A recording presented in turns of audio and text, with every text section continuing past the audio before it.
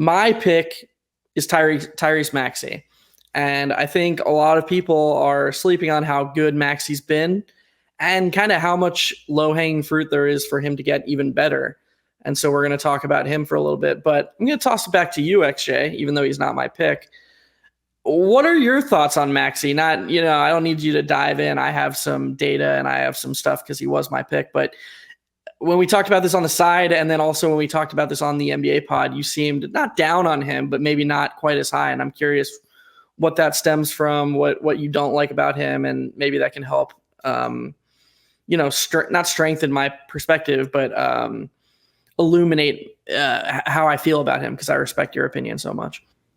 Yeah, so I would say I'm definitely not down on Maxey. I know when we've talked about him, I think it might come across that way, but I think that's just because I don't see him as a superstar in this tier of one of the best players in the NBA. I do see him as an all-star candidate, somebody who can be fighting for an all-star spot, even in a loaded, Eastern Conference in terms of the guards. But I guess I just don't see him elevating into that tier with guys like Brunson and Halliburton, and that's kind of where I'm at. I could see him being potentially on the Donovan Mitchell level, potentially maybe the Ja Morant kind of tier like that, but even then, that I think to me that's the argument for Maxey. So I love Maxey as a player, but it's not really about his skill set. The guy is ridiculous. He is an elite, efficient 3-point shooter when he has everything together, and he's taking more catch and shoot shots than pull up shots. Great shooter, impossible speed. Nobody can keep up with the guy. You can't stay in front of him. And he's getting better and better, each season. So. And we've seen what he can do. I'm sure you'll go into all of this. We've seen what he can do when he's kind of leading an offense with Embiid not there. So I think he's great. I just think the opportunity is the thing I'm concerned about for Maxey, with Embiid soaking up so much of the usage there, everything running through Embiid. He's going to be the primary guy. The guy has insane usage every year. I don't remember what it's in the mid 30s or maybe even high 30s for usage for Joel Embiid. So that's just, those are crazy numbers. And yeah, if we see, a downturn from Embiid kind of soon, I think that's the opportunity that Maxey has. But at the same time, we've seen kind of the Embiid playing with other stars from the USA basketball. It's just a little bit concerning. I think Embiid needs things to run through him to be his most effective. And Maxey's a guy who can play a little off a little bit more, but that to me is limiting in terms of his ability to be an engine, a guy who is going to be perceived and seen as a superstar, having superstar impact. I think all of that stuff is questionable to me because he's playing with Embiid. If he was in a different situation, he and Paul George were together, I think that'd be awesome. But you throw Embiid in there, and I just feel like the opportunity is not really there. That's my only concern about Maxey. Yeah, I think I'd agree with a lot of that. I'm not sure that from a national consensus standpoint, when we get to the end of next season, people are going to view Maxey the way they view guys you alluded to, Mitchell, Brunson, Halliburton. And I do agree with you that as long as Embiid is there, Embiid's going to be the guy. Now let's get into a few of the reasons why I'm bullish on Maxey making that leap and potentially being in that conversation. It really comes down to a couple things. And those things are thing you pointed out: opportunity, role, surrounding players, and his age. So let's get into the role. If you look at the data about his efficiency, he shot 43% from three and then 43.2% from three in 2022 and 2023. That dipped to 37.3% in 2024. But the percent that he was assisted on of those threes went from 71 and 72.5% to 60%. Took a huge dip without James Harden and then with Embiid leaving. I think that Embiid's going to come back next season, and they're replacing Tobias Harris with Paul George. So I think the paradigm that Maxey exists in is going to be a lot closer to his 2022-2023 paradigm than it is going to be to his 2024 paradigm. But I think there are two things in play here. I think Paul George is not James Harden. I don't think he needs the ball in his hands nearly as much as James Harden does. And I think Embiid is going to take a slight back seat next year in an attempt to be at his most healthy in the playoffs that we've ever seen.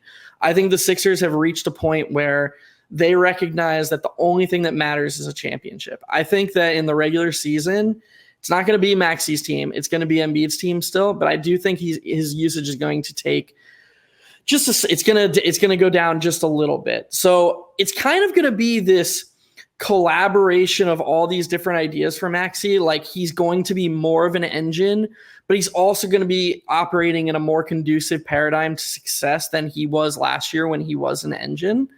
So I think we could see his true shooting percentage and his overall efficiency go up, but also his volume get closer to or approximate his 2024 season. It's kind of going to be a middle ground of all these really good things that we've seen in the last few seasons, and they're going to come together.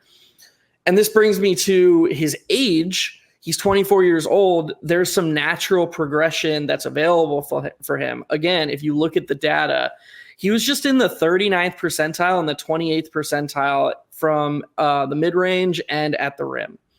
Those are not super good at all. But Maxey's an incredible free throw shooter, an incredible shooter, very athletic, very good getting downhill.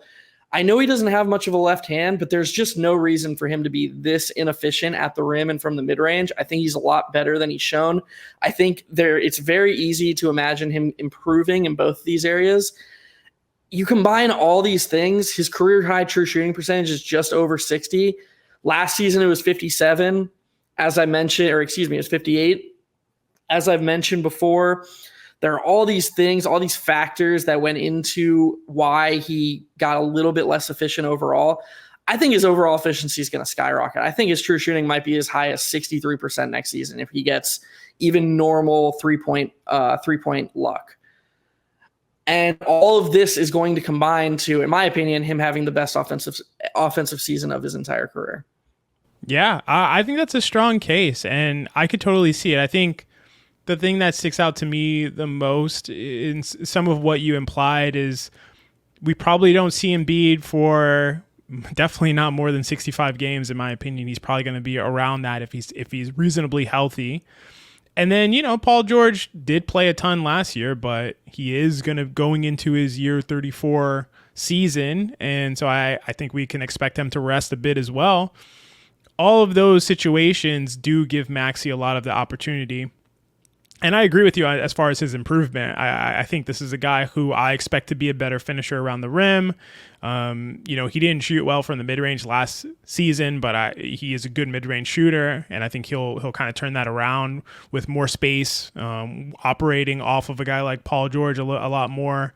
And yeah, I think he can be the complete package, honestly, at least offensively, I'll say. I definitely have concerns about his defense, but I think they did surround basically all of the Sixers with a pretty solid defensive team, as well as like some good spacing to go around them. I guess my question to you would be, so you have Maxey is kind of taking this big ascension, this big leap, which I think it's a fair argument and it makes sense, your reasoning for sure. Then we have Embiid, coming off of when he was healthy last season, was clearly, I think we both agreed, was clearly the most valuable player in the league, even more valuable than Jokic and Doncic at the time. And then you have Paul George coming off his best season, one of his best seasons in a long time, and one of his best three-point shootings, if not his best three-point shooting season of his career. So basically, I feel like you effectively have the Sixers having like three highly synergistic superstars all together with strong role guys around them. Do you have the Sixers like winning the championship? Because I feel like if all those things came true, how would they be beaten? They would be beaten if they have poor injury luck, which is very live. But yeah, I think that if Maxey breaks out, like I think he's going to, and that correlates with George and Embiid. You mentioned them resting by missing games. I think they're going to rest a little bit during the games too. I don't think they're going to take on the roles they've taken in the past. And I think this is going to correlate with their health luck improving throughout the season. If George and Embiid are ready to go for the playoffs and Maxey takes a leap, I don't think it's unreasonable to call them the title favorite in the East. I think it's close, at least between them, Boston, and the Knicks. I I don't like to speak in absolutes. I'm not going to like guarantee a Philly title. That's silly. Of course, you understand that. But for No, people, just like healthy favorite. Like you would have them as but the I healthy do think, favorite. yeah, I think they're one of, if not the favorites, if these things all occur. Another thing I want to mention about Maxey that I don't think enough people talk about. When people talk about him, they talk about his shooting, they talk about his speed. Last year, without Harden and with Embiid going down, his overall usage just spiked. And something you often see when somebody's usage goes up, in Maxey's case, going up from 23% to 27.5%, you see their efficiency go down like Maxey's did. But you also see, as a playmaker, they turn it over more. They become a little bit more sporadic with the ball because you're more predictable. And just when you carry more of a usage, you're operating tired more. These are things you often see. Maxey's assist percentage went from 16.6% to 26%, which put him in the 87th percentile, but his turnover percent went down. That's crazy. That's just a sign of a really, really skilled player, someone who's really comfortable carrying a heavy burden. And so if Maxey's usage is going to, middle off a little bit more, I think he grew as a playmaker, and this is going to help his overall impact. But he's going to, again, instead of Tobias Harris being off the ball, it's going to be Paul George. It's going to be Joel Embiid maybe playing a little bit more of an off-ball role. These things are all going to help Maxey grow into this role as maybe the de facto primary option from the perimeter for Philly for a really, really good offense. And this all added up to everybody, when they think about Philly, you look at that postseason series last year, they got absolutely decimated when Embiid didn't play. He's almost like, I'm not going to say he is Jokic, but he has this reputation when he plays of being a guy who, when Embiid's on the court, Philly thrives. When Embiid's off the court, they get crushed. Well, during the regular season last year, the Sixers won the team's minutes when Maxey played and Embiid didn't. And the offense was 6 points better per 100 when Maxey played and Embiid didn't versus when Embiid played and Maxey didn't. So we're seeing this guy become a very, very important focal point for this team.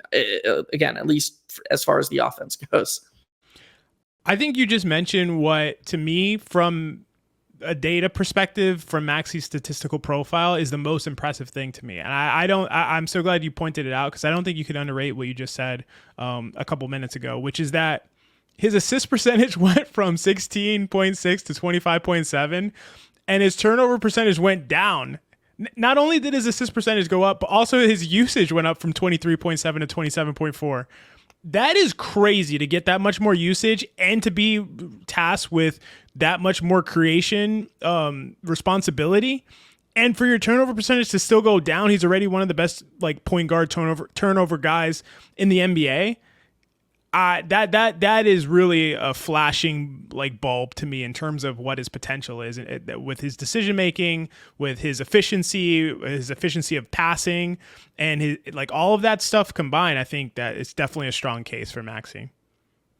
Yeah, I think he's just gonna be great. It's difficult to talk about because it's so many not conflicting, but it's so many different variables that I'm being very generous with trying to, his usage is going to go down here, but that's a good thing because X. And, so I'm kind of cherry picking from a number of different ideas. I buy that, but I do think there is a world where all of this aligns and his overall offensive impact is just through the roof, because I do think that there's also a world, I have to be fair, and I have to, respect the dissenting viewer, or respect the, acknowledge that I might not be right. I have to acknowledge that there's a chance that Embiid just shows up next year and he's the same Embiid, and Maxey has to just play more of a supporting role, and your skepticism about his overall impact is warranted. I just think there's a really, really good player here. And at the core of my belief is I think it would be best for Philly if Maxey has this sort of breakout year. If Embiid and George were we've got a 24-year-old star here who can stay healthy and who can carry the burden. Embiid might not win MVP, but all of a sudden you've got Embiid operating as his best self in the playoffs. You've got Paul George staying healthy through the season, and you've got Maxey in these offensive player of the year. You've got him in these all NBA discussions. I think that is the outcome where Philly is in championship discussions. Yeah, I think that's probably true. We'll definitely see if Embiid is able to take on some of that role, as some of that backseat in spurts here and there. And to me, that's the biggest question mark. I didn't feel necessarily really encouraged by his USA performance this summer, and that's a little bit of what I've been worried about from Embiid. How is he going to age when things don't always run through him, when he doesn't have a 39 usage like he did last season, which is insane. But yeah, we'll see. I do think if he can scale down a little bit, that would be best for them, and then Maxey would absolutely have this shot that you're talking about. It is wild to me because, and this isn't a criticism of Embiid, because when he's been healthy, he's been an incredible player. But you know how like people used to talk about LeBron getting older and how like, oh, he could just be a supersized Draymond Green. Like that'll be 40-year-old LeBron when he can't be a perimeter option. Somewhere underneath Embiid, there's a souped up Dwight Howard. There's someone who focuses like 75% of his energy on defensive impact because he's such a mammoth around the basket. He can just change the course of opposing offenses' efficiencies by just being there because he's such a force. And if he just focused more of his energy on defense, and then also he can shoot threes. Like he has a positive gravity just by existing on offense. He doesn't need to have this crazy usage. He can just run pick and pop, stand on the perimeter, play off ball more. All of a sudden his injury risk goes down. His offensive impact is still high because again, he's a good shooter and he's helping the defense more. Like that is a worse version of this player. I feel like that is how he could age more gracefully and not be as much of an injury risk. And I wonder if they are open to that at all. If Embiid would be open to that, I do feel like that would be good for him, for his longevity at least. It's a great point and a great question. I think something we should explore, on a deeper level in a future episode for sure, because there's a lot to unpack there.